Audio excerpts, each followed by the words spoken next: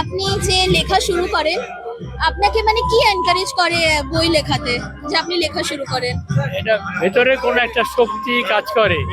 কারণ আমি যখন একেবারে ক্লাস 3-তে পড়ি বা 2-তে পড়ি, তখন থেকে আমার মনে হতো যে কোনো ছড়া কবিতা পড়লে যে আমিও পারি।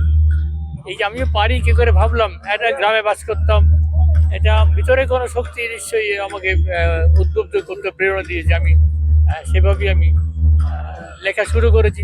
তারপর বাকি জীবন লিখেই যাচ্ছি।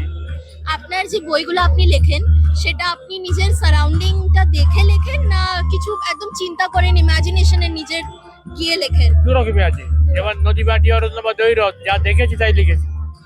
কিন্তু কালিদাস পুরো ইমাজিনেশন। কালিদাস বীরবলের হয়তো 20 ভাগ বইয়ের আছে, 80 ভাগ আমার ইমাজিনেশন। সব রকম মিলিয়ে আর কি। তবে গল্প যা লিখেছি সবই আমার দেখা চরিত্র আর কি, গল্প। মানে এই যে ঘুরে গেলাম ওর সাথে যদি কথা বলি, বিরাট গল্প তৈরি হয়ে যাবে আর কি।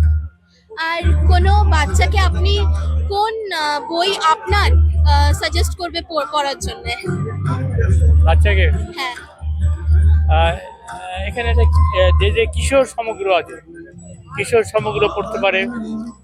আর এখানে আসে যে সেন ব্রাদার্স, আই দুর্বা চিঠি লিখি বলে দুটি কিশোরী পরস্পর চিঠি লিখেছে আর কি।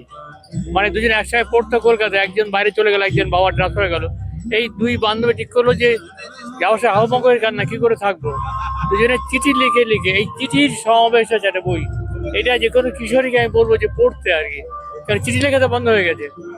এই বইটা পড়লে চিঠি লিখতে শিখবে আর কি। চিঠি যে কত আনন্দ দেয় সেই। আপনার কোনো ফেভারিট রাইটার সব সময়কার?